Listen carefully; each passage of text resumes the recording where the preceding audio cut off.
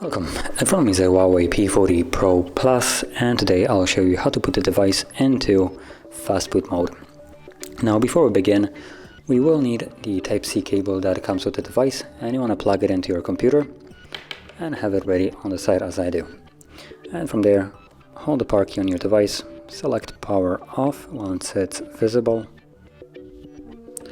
and once the device shuts off, what you want to do is hold volume down, so volume down, and while holding only volume down, you want to plug it in.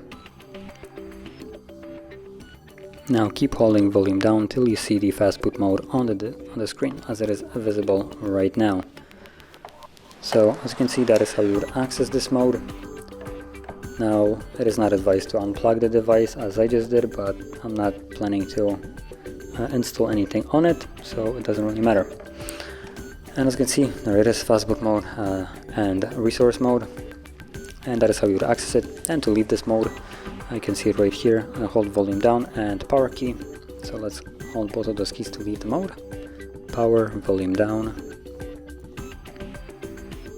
And once the screen turns off, you simply let go of the keys. And it looks like it's turning on by itself.